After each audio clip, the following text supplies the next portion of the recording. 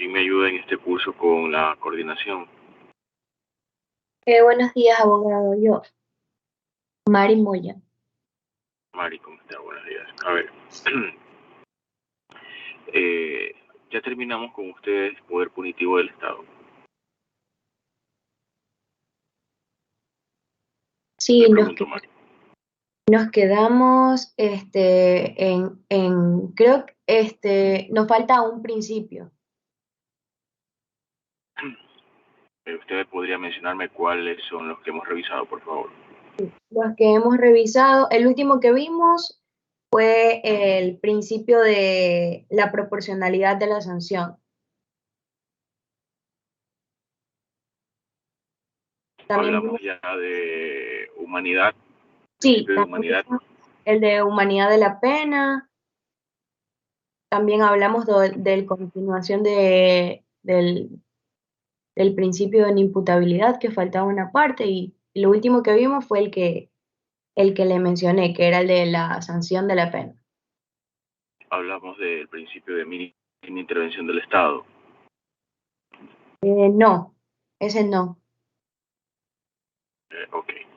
Vamos a terminar de explicar esto y dejar señalado algo más, mis queridos estudiantes. De hecho, disculpen por la tardanza, pero estoy bastante indispuesto de salud, pero no me puedo atrasar con ustedes. Bien, presten atención. El último principio respecto al poder punitivo del Estado, y que esto a su vez significa que finalizaríamos el último tema de generalidades del derecho, es el principio de mínima intervención del Estado. Significa este principio de mínima intervención. Perdón. ¿Qué significa este principio de mínima intervención del Estado? Este principio significa que el Estado no es que procura de manera positiva, de manera efectiva, de manera activa, que esta facultad, este ejercicio de este poder siempre esté aplicándose. Porque, evidentemente, si es que, por lógica esencial, si es que más tiene que ejercer el Estado este poder, significa que más problemas, más complicaciones, más conflictos hay en una sociedad. La idea principal es que existe este poder, pero mientras menos se lo utilice, es mejor, porque evidentemente lo que hay es una consecuencia respecto a una persona o personas respecto a un acto que se ha cometido, sea esto un delito o cualquier otra cosa.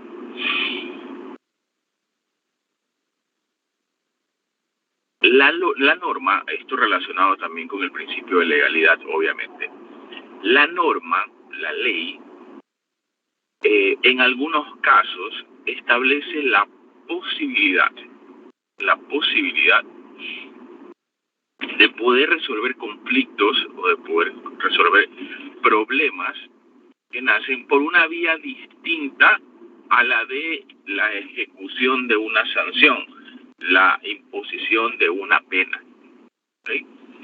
Y la misma ley establece que si es que existe el escenario, las condiciones para recurrir a esa otra alternativa, pues se la va a utilizar antes de aplicar a una persona las sanciones establecidas en la norma.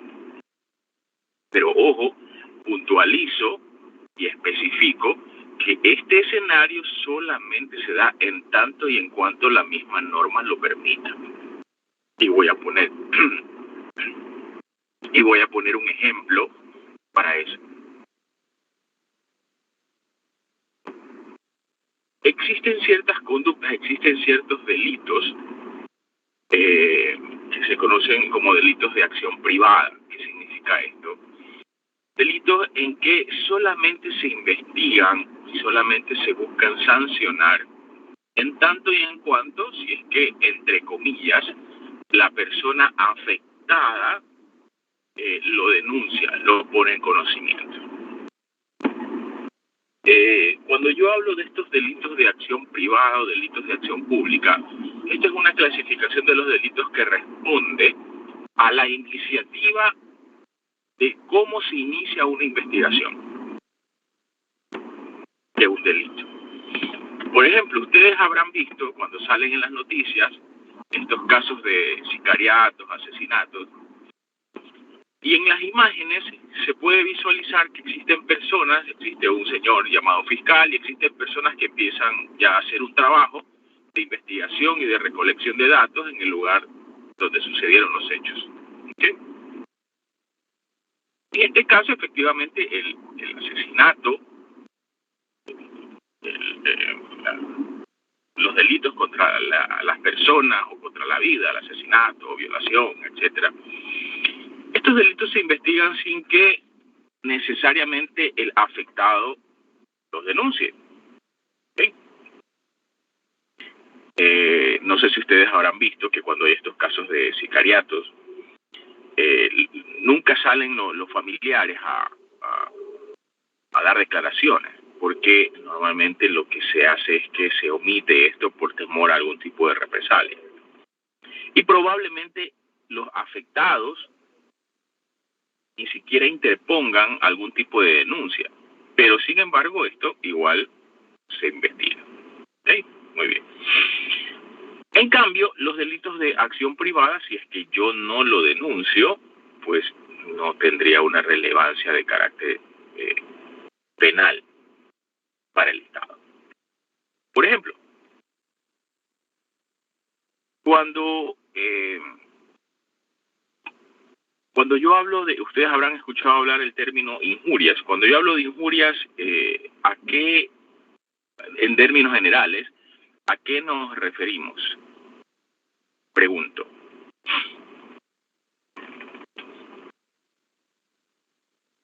Doctora Arelis Z.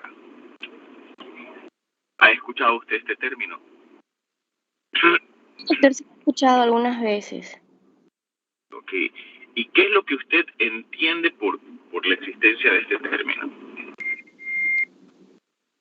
O sea, yo lo entiendo más bien como que alguien me dice algo, pero como que no es real, como que están diciendo una deshonra, más diría yo así.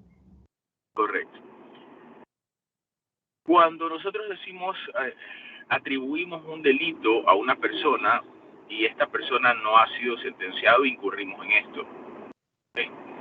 Si yo mañana en la calle le grito a alguno de ustedes o a alguien en particular, ladrón o asesino o delincuente, este tipo de cosas, lo que yo estoy haciendo respecto de esta persona es afectar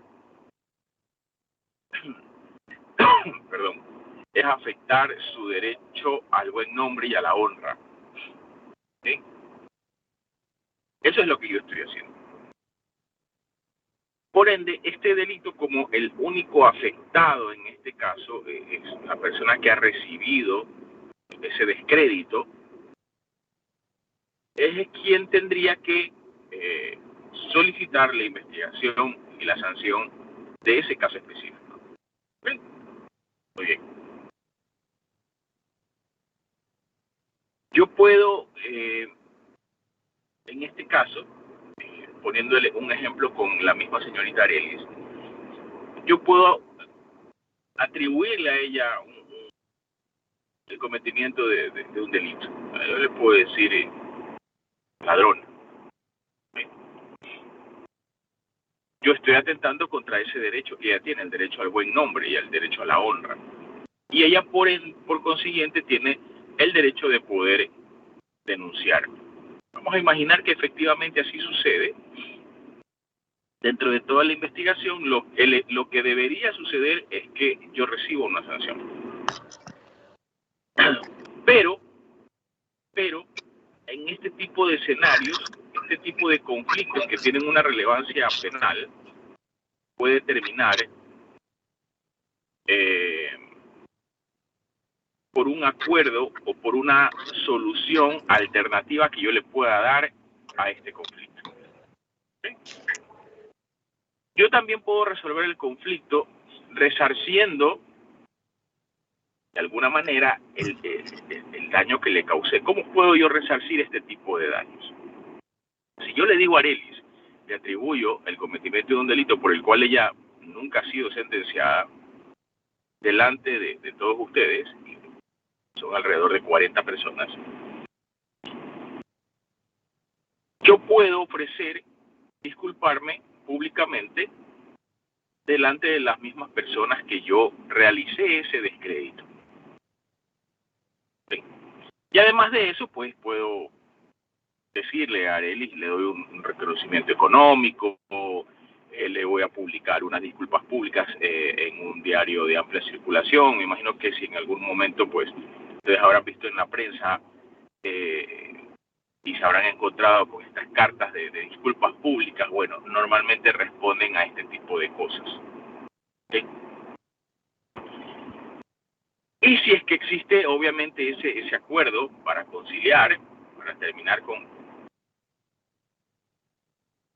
este conflicto, efectivamente, pues, el Estado no tiene problemas con que se resuelva de esa manera el conflicto, ¿ok?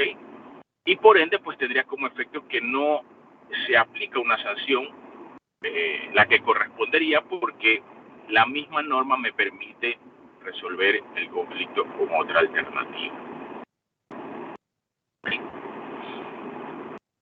Otro ejemplo, existe en la norma una figura, en la norma penal existe una figura que se conoce como suspensión condicional de la pena. ¿Y qué significa esta pena? Esta figura, perdón. Existen casos en que una persona es condenada por primera vez, y por delitos, si mal no recuerdo, que superan los 10 años de cárcel. Que no superen los 10 años de cárcel.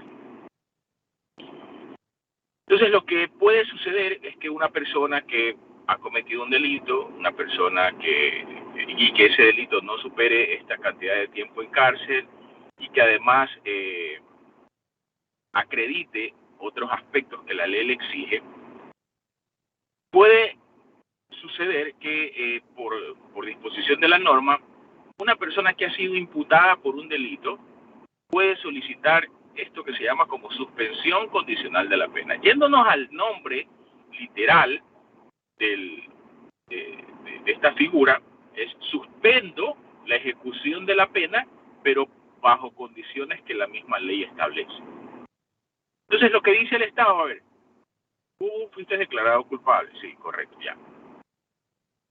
Es un delito no tan grave, ya, perfecto. Las condiciones que tú acreditas, eres una persona, entre otras cosas, ¿no? Pues con cargas familiares, que trabaja, etcétera, tienes tus negocios, en fin. Efectivamente, te puedo conceder esta suspensión condicional de la pena, pero dentro de esas condiciones, que son como 14 o 15 que están establecidas en la norma, por ejemplo, está, ok, pero usted no puede salir del país durante el tiempo que usted haya sido condenado por ese delito. Si lo condenaron a 5 años, pues usted 5 años no puede salir del país. Y así una lista de condiciones. Pero, ¿cuál es la idea principal? ¿Por qué traigo a colación este ejemplo? Porque esta es una figura con la que se aplica este principio, mínima intervención del Estado. Si hay una alternativa o hay ciertas condiciones por las cuales yo puedo evitar o buscar otra alternativa antes de aplicar esta facultad, este poder punitivo del Estado, es permitido en función a este principio. No sé si hay preguntas.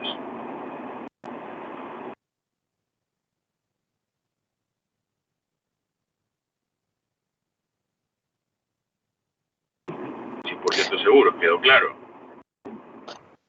Una pregunta, no sé si esto se aplica aquí, pero he visto, no sé, en series en las que uno puede pagar una fianza para poder estar en libertad. Eso entraría dentro de la suspensión condicional, o sea, sería una condición también. No, no, doctor, la fianza es otra cosa. Sinónimo de fianza es una garantía. La fianza es comprar el derecho para defenderse en libertad, así de simple. Si usted tiene primero que no en todos los delitos aplica, 1, 2, tiene que ser autorizado, tiene que ser aprobado por el juez, y consiste en que si a usted le imponen una medida cautelar de prisión, usted dice, bueno, apruébeme, otórgueme una fianza, que significa que usted paga una cantidad de dinero para poder defenderse en libertad, nada más. En eso consiste la fianza. Yo pago y dejo esa garantía para poderme defender en libertad. Tanto así que es una garantía, doctor, que solamente si usted gana el proceso le devuelven esa fianza. Si usted lo pierde, no se lo devuelven.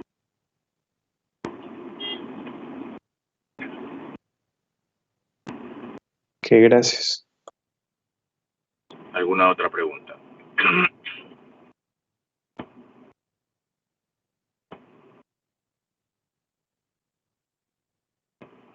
Ninguna. Bien, chicos. El día de hoy sí les voy a pedir un inmenso favor. He terminado con este tema, pero en realidad estoy muy complicado con mi garganta y ya empiezo a sentir que empiezo a quedar sin voz. La próxima semana creo que sería la última clase antes de exámenes, ¿correcto, doña Mari? Sí, abogado. Así es.